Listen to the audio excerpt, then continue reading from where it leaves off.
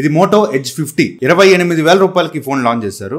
28,000 రూపాయలు పెట్టి ఈ ఫోన్ ని తీసుకోవచ్చా, లేదంటే ఇంకా బెటర్ ఆల్టర్నేట్స్ మార్కెట్లో ఏమైనా ఉన్నాయా, దీనిలో ఉన్న పాజిటివ్స్ ఏంటి, నెగిటివ్స్ ఏంటి, ఇవన్నీ ఈ వీడియో డిస్కస్ చేద్దాం. ఫోన్ కొనాలనుకునే వాళ్ళు మాత్రం వీడియోని కంప్లీట్ గా చూడండి. ఫస్ట్లీ బాక్స్ చూసుకుంటే బాక్స్ చూడడానికి ఏ విధంగా ఉంటుంది. లోపల మనకి అన్ని ప్రొవైడ్ చేశారు. సిమ్ ఇంజెక్టర్ పిన్ ఉంటుంది, స్టిక్కర్స్ ఉంటాయి, user manual, warranty card and case ఇవన్నీ బాక్స్ లో ప్రొవైడ్ చేశారు. దాంతోపాటు ఫోన్ కవర్ మీద మనకి note about UV screen protectors అని రాస్తున్నారు. ఇదేంటంటే మీకు ఆల్రెడీ మోటో G85 వీడియోలో చెప్పినట్టున్నా, ఇదేంటంటే మీకు పైన ఇయర్ పీస్ దగ్గర అంతా కొంచెం గ్యాప్ ఉంటుంది అనమాట. సో యూవీ ప్రొటెక్షన్ వేసేటప్పుడు ఏంటంటే గ్లూ వేయాల్సి వస్తుంది యూవీ గ్లాస్ కి. సో ఆ గ్లూ వేసినప్పుడు దానిలోకి వెళ్ళిందంటే మాత్రం మీకు ఇయర్ పీస్ చెడిపోయే ఛాన్స్ ఉంది. అలా చెడిపోయిన వాటికి వారంటీ వర్తించదు అని చెప్పి వీళ్ళు ముందే ఒక డిస్క్లైమర్ అయితే ఇచ్చారనమాట. So better curved displays phones కి యూవీ గ్లాస్ అయితే వాడబాకండి. వెరీ సూన్ దీని మీద ఒక వీడియో చేస్తాను. అయితే యాజ్ ఆఫ్ నో మాత్రం దీనికి యూవీ ప్రొటెక్షన్ గ్లాస్ అయితే వేయబాకండి. ఒకవేళ వేయాల్సి వస్తే మాత్రం బాక్స్ లో స్టిక్కర్స్ ఇచ్చారు కదా, అవి అప్లై చేసుకొని అప్పుడు యూవీ స్క్రీన్ ప్రొటెక్టర్స్ వేసుకోండి. అండ్ బాక్స్ లో ఫోన్ ఉంటుంది అండ్ 68 వాట్ ఛార్జర్ ఉంటుంది, Type-C to Type-C కేబుల్ ఉంటుంది. సో ఇవి బాక్స్ కంటెంట్స్ అయితే. మీకు ప్రీ అప్లైడ్ గా స్క్రీన్ గార్డ్ ఏం రావట్లేదు. సో ఇదొక్కటి కొంచెం మోటో చూసుకుంటే బాగుంటుంది. ఎందుకంటే కర్వ్ డిస్ప్లేస్ కి మీకు అంత ఈజీగా బయట స్క్రీన్ గార్డ్స్ దొరకవు. సో వీళ్ళు ప్రీ అప్లైడ్ గా ఏదో స్క్రీన్ గార్డ్ ఇచ్చుంటే బాగుంటుంది నా ఫీలింగ్. ఇది 3 కలర్స్ లో దొరుకుతుంది. నేను తీసుకొచ్చినప్పటికీ జంగిల్ గ్రీన్ కలర్ అయితే బాగానే ఉంది. కంప్లీట్లీ మనకి బ్యాక్ సైడ్ వేగన్ లెదర్ తో వస్తుంది. క్వాలిటీ అయితే చాలా బాగుంది. అండ్ చుట్టూ ఫ్రేమ్ అంతా కూడా మనకి మెటల్ ఫ్రేమ్ తో వస్తుంది. వీళ్ళు బాక్స్ లో కేస్ ప్రొవైడ్ చేశారు కదా, ఈ కేస్ అయితే అంత క్వాలిటీగా లేదు. ఫస్ట్ థింగ్ కట్ కేస్ ఇది, అంటే సైడ్స్ మీకు ఓపెన్ ఉంటుంది అనమాట. సో కేస్ వేశారంటే మాత్రం ఖచ్చితంగా ఫోన్ కి సైడ్స్ అంతా ప్రొటెక్షన్ అయితే ఉండదు. అండ్ బ్యాక్ కేస్ కూడా అంత క్వాలిటీ లేదు. బ్యాక్ అంతా స్క్రాచెస్ పడిపోయినాయి. 10 రోజులు వాడాలంటే మాత్రం మొత్తం గలీజ్ అయిపోద్ది. సో కేస్ అయితే అంత క్వాలిటీగా లేదు. Right side volume up and down buttons ఉన్నాయి, పవర్ బటన్ ఉంది, పైన డాల్బీ అట్మాస్ బ్యాడ్జింగ్ ఉంది and secondary noise cancellation mic ఉంది. కింద మెయిన్ స్పీకర్ ఉంది, Type-C పోర్ట్ ఉంది, మెయిన్ మైక్ ఉంది అండ్ సిమ్ ట్రే ఉంది. ఇది డ్యూయల్ సిమ్ స్లాట్ తో వస్తుంది. At a time 2 SIM card పెట్టుకోవచ్చు. మెమరీ కార్డ్ వేసుకునే స్లాట్ అయితే లేదు.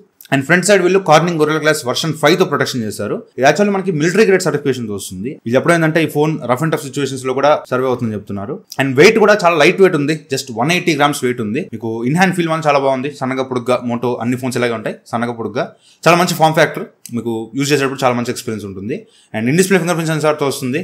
ఫింగర్ ప్రింట్ యాక్యురసీ అయితే బాగానే ఉంది, అక్కడ నాకు ఇప్పుడు ప్రాబ్లం రాలా. దీని డిస్ప్లే దగ్గరికి వెళ్ళిపోతే ఇది 6.67 ఇంచెస్ 1.5K POLED డిస్ప్లేతో వస్తుంది. కర్వ్డ్ డిస్ప్లే ఇది. 120Hz రిఫ్రెష్ రేట్ సపోర్ట్ చేస్తుంది. డిస్ప్లే అయితే ఎక్సలెంట్ ఉంది. ఇది 10-bit ప్యానల్. కలర్స్ మాత్రం చాలా వైబ్రెంట్ గా కనిపిస్తున్నాయి. కలర్స్ అసలు చాలా ఎక్సలెంట్ ఉన్నాయి. అండ్ మీరు మూవీస్ చూస్తుంటే మాత్రం మీకు చాలా మంచి ఎక్స్పీరియన్స్ ఉంటుంది. అండ్ HDR10+ సపోర్ట్ చేస్తుంది. కాకపోతే ఒక చిన్న గ్లిచ్ అయితే ఉంది. లాస్ట్ టైం ఏదో మోటో ఫోన్ లో కూడా సేమ్ గ్లిచ్ అబ్జర్వ్ చేశాను నేను. HDR వీడియో ప్లే చేస్తుంటే జనరల్ గా ఫోన్ లో ఉన్నప్పుడు HDR వీడియో ప్లే అవ్వట్లా. అదే మీరు ఫుల్ స్క్రీన్ చేయడానికి ఇట్లా పైకి ఎత్తారనుకోండి, ఆ ఒక్క సెకండ్ మళ్ళీ HDR లోకి వస్తుంది, మళ్ళీ నార్మల్ అయిపోద్ది.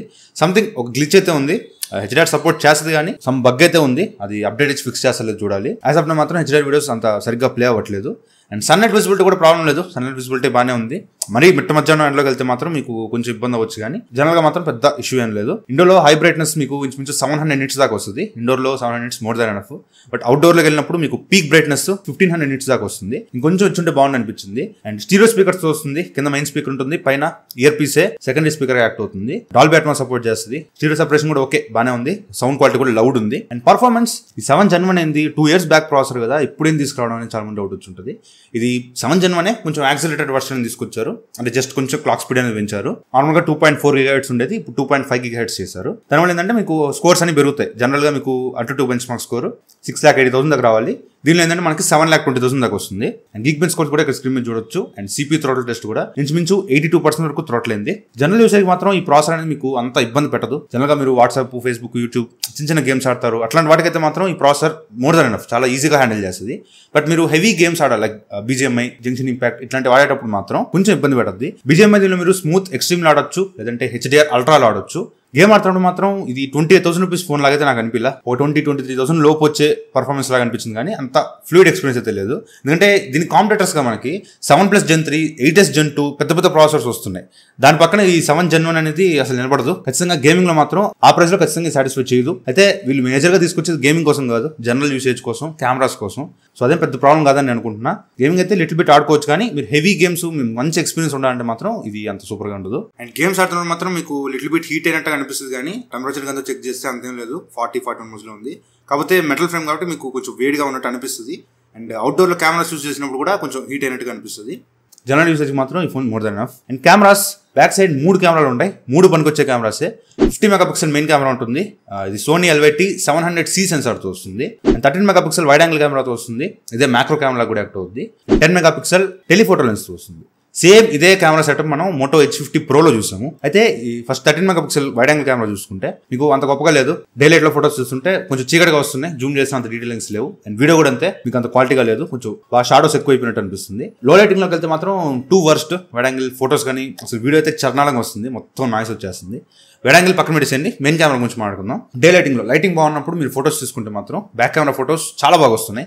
1x తీసుకోవచ్చు, 2x లో తీసుకోవచ్చు, 3x లో తీసుకోవచ్చు, చాలా బాగా వస్తున్నాయి.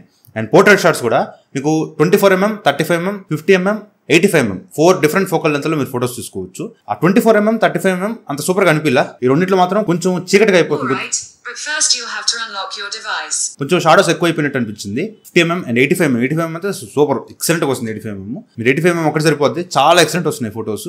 50mm కూడా బాగానే వస్తుంది, కానీ ఫస్ట్ రౌండ్ మాత్రం అంత గొప్పగా లేదు, బాగానే ఉంది, okay not a problem. 50mm కూడా మీకు ఎడ్యుటేషన్లో అక్కడక్కడ పోతా ఉంది, కొద్దిగా అప్డేట్స్ అవసరం, అంత స్టేబుల్గా లేదు. అండ్ బ్యాక్ కెమెరా యూస్ చేసి మీరు 4K 30 FPS లో వీడియోస్ రికార్డ్ చేసుకోవచ్చు. వీడియో క్వాలిటీ అయితే చాలా ఎక్సలెంట్ ఉంది, నీట్గా ఉంది, మీకు కలర్స్ కానీ అంతా నీట్గా బాగుంది. అండ్ 2x వీడియోస్ తీసుకోవచ్చు. 2x వీడియోస్ మీకు అంత డీటెయిల్స్ అయితే కనిపించట్లా, కొంచెం ఇట్లా బిట్ షేక్ అవుతుంది, అంత డీటెయిల్స్ అయితే కనిపించట్లా. అండ్ 3x అయితే మరీ వర్స్ట్ ఉంది, మీకు వీడియోస్ అయితే 3x 2xలు అంత పనికిరావు. 1x వీడియోస్ మాత్రం చాలా బాగున్నాయి. అండ్ స్టెబిలైజేషన్ మీకు 1080p 30 FPS లో ఉంటుంది.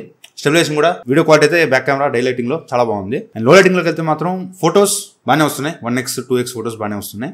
అండ్ పోర్ట్రేట్స్ కూడా 24mm, 35mm, 50mm మీకు పెద్ద డీటెయిల్స్ కనిపించట్లా, జూమ్ చేసినా అంత డీటెయిల్స్ కనిపించట్లా. 85mm మాత్రం బ్రైట్ చేస్తుంది, మిగతా 3 కొంచెం డల్ అయిపోతున్నాయి. 85mm మాత్రం బ్రైట్ చేసి కొంచెం బాగుంది, చూడడానికి బాగుంది. And video 4K 30 FPS record చేసుకోవచ్చు. 1x వీడియో అయితే పర్లేదు, నైట్ టైంలో 1x వీడియో ఓకే బాగానే ఉంది. కాకపోతే 2x వీడియోస్ మాత్రం చాలా దారుణంగా నాయిస్ వస్తుంది, బాగా షేక్ అవుతుంది. అండ్ 3x అయితే చెప్పకర్లా, అసలు దారుణం, అది ఇంకా దారుణం, అది భయంకరంగా చీకటి అయిపోయింది, అసలు ఏం కనిపించట్లా, చాలా వర్స్ట్గా ఉంది. అండ్ ఫ్రంట్ 32 మెగాపిక్సెల్ కెమెరాతో వస్తుంది. లైటింగ్ వాడినప్పుడు మీరు ఫోటోస్ తీసుకుంటే క్వాలిటీ అయితే చాలా బాగుంది. అండ్ పోర్ట్రేట్ షాట్స్ కూడా ఎడ్జ్ డిటెక్షన్ ప్రాబ్లం కానీ ఎక్కడ ఏం లేదు, చాలా బాగా వస్తున్నాయి. అండ్ వీడియో మీరు 4K 30 FPS రికార్డ్ చేసుకోవచ్చు. ఫ్రంట్ కూడా వీడియో క్వాలిటీ అయితే నార్మల్గా రికార్డ్ చేస్తే బాగా షేకింగ్ అనిపిస్తుంది. అదే మీకు EAS ఉంటుంది, స్టెబిలైజేషన్ ఉంటుంది, OS కాదు EAS ఉంటుంది, స్టేబుల్గా వస్తుంది వీడియో. ఆ ఫోటో అయితే చూడడానికి చాలా బాగుంది. కాకపోతే లో లైటింగ్లోకి వచ్చారంటే, చీకట్లోకి వచ్చారంటే మాత్రం నైట్ టైం మీకు అంత మంచి ఫోటోస్ రావట్లా, చాలా యావరేజ్ వస్తున్నాయి ఫోటోస్ కానీ పోర్ట్రేట్ షాట్స్ కానీ. వీడియో అయితే చెప్పక్కర్లా, చాలా చెత్తగా వస్తుంది. కొన్ని ఇష్యూస్ అయితే ఉన్నాయి, కొన్ని కెమెరాస్ బగ్స్ అయితే ఉన్నాయి, కొన్ని ఇవన్నీ ఫిక్స్ చేస్తే బాగుంటుంది. సెగ్మెంట్ బెస్ట్ కెమెరాసే, 28,000 27,000కి మంచి కెమెరాసే. కాకపోతే ఇంకా దీనిలో అప్డేట్స్ అనేది అవసరం. కెమెరా ల్యాగ్స్ అయితే చాలా భయంకరమైన కెమెరా ల్యాగ్స్ ఉన్నాయి, మీరు ఫోటోలు కొడుతుంటే అసలు పడట్లా, షటర్ ల్యాగ్ కానీ అసలు చాలా ల్యాగ్స్ ఉన్నాయి కెమెరాలో. సో ఇవన్నీ కొంచెం ఫిక్స్ చేస్తే బాగుంటుంది. అండ్ ఇది 5000 mAh బ్యాటరీతో వస్తుంది, 68 watts ఫాస్ట్ ఛార్జింగ్ సపోర్ట్ చేస్తుంది. బాక్స్లోనే 68 watt ఛార్జర్ ఇచ్చుంటారు. దీన్ని బట్టి ఛార్జ్ చేస్తే 0 to 100% ఇంచుమించు 40 minutes లో ఫుల్ ఛార్జ్ అయిపోద్ది. అండ్ స్క్రీన్ టైం నేను కొంచెం హెవీగా యూజ్ చేశాను, బాగా హెవీగా యూజ్ చేశాను. కంప్లీట్లీ మొబైల్ డేటా మీద రన్ చేసిన నాకు 7 hours స్క్రీన్ టైం అయితే వచ్చింది, విత్ 10% బ్యాటరీ మిగిలింది.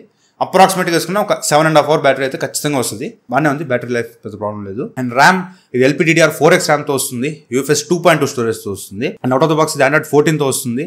2 years Android అప్డేట్స్ ఇస్తారంట, 3 years సెక్యూరిటీ అప్డేట్స్ ఇస్తారంట. అండ్ IP68 రేటింగ్తో వస్తుంది, మిలిటరీ స్టాండర్డ్ సర్టిఫికేషన్ కాబట్టి మీకు ఖచ్చితంగా IP68 ఉంటుంది. కంప్లీట్లీ వాటర్ రెసిస్టెంట్, నీళ్ళలో పడేసినా కూడా ఈ ఫోన్ సర్వే అవుతుంది. ఒకటే వేరియంట్తో వస్తుంది, 8GB RAM 256GB మోడల్. 27,999 రూపాయలు లాంచ్ చేశారు, అంటే 28,000 వేసుకోండి. 2,000 రూపాయలు కార్డ్ ఆఫర్ ఉంది, 26,000 రూపాయలకి ఈ ఫోన్ వస్తుంది. అసలు ఎందుకు ఈ ఫోన్ లాంచ్ చేశాను నాకు అర్థం కాదు, ఎందుకంటే వీళ్ళదే కొంచెం hire version Moto H50 Pro మీకు ఇప్పుడు ప్రస్తుతానికి ఫ్లిప్కార్ట్లో 29,999 ఉంది. అండ్ విత్ కార్డ్ ఆఫర్ 27,999 వచ్చేస్తుంది. ఆ ఫోన్ 27,999 వస్తున్నప్పుడు దీన్ని అదే ప్రైస్కి లాంచ్ చేయడం నాకు అర్థం కాదు, ఎందుకంటే మోటోకి 20 నుంచి 25 దాకా ఆ బడ్జెట్లో ఫోన్స్ ఏం లేవు. మోటో H50 ఫ్యూజన్ 21-20 లోపు వచ్చేస్తుంది. 20 నుంచి 25 మధ్యలో వాళ్ళకి సరైన ఫోన్స్ ఏం లేవు.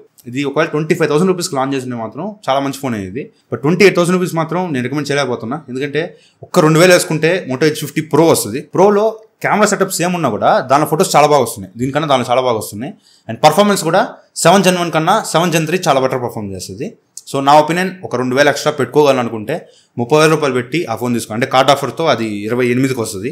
సో మోటో H50 Proకి వెళ్ళిపోవచ్చు. ఈ ఫోన్ మాత్రం నేను 28,000 సజెస్ట్ చేయలేను, అండ్ కార్డ్ ఆఫర్తో 26కి కూడా నాకేం అంత గొప్పగా అనిపించలే. ఒకవేళ మీకు ఏదైనా సేల్స్లో లేదంటే ఏదైనా ఆఫర్స్ వచ్చినప్పుడు బిలో 25,000 లోపు వస్తే మాత్రం ఫోన్ చాలా మంచి ఫోన్, తీసుకోవచ్చు. ఎందుకంటే కెమెరాస్ చాలా బాగుంటాయి. మెయిన్గా అందరికి సెట్ అయ్యే ఫోన్ కూడా, 25,000 వచ్చినా కూడా అందరికి సెట్ అయ్యే ఫోన్ కాదు ఇది. అంటే గేమ్స్ ఆడాలనుకునే వాళ్ళకి సెట్ అవ్వదు. మెయిన్గా జనరల్ యూసేజ్కి యూజర్ ఎక్స్పీరియన్స్ బాగుండాలి. మెయిన్ ప్రయారిటీ కెమెరాస్ అనుకుంటే మాత్రం ఈ ఫోన్ తీసుకోవచ్చు. కానీ గేమ్స్ ఆడాలంటే మాత్రం ఈ ఫోన్ మనకి రాదు. అండ్ 25,000 లోపు వస్తే మాత్రం ఈ ఫోన్ తీసుకోండి.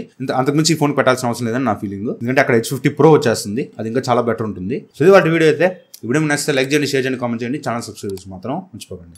Thank you friends for watching. Bye, జై హింద్.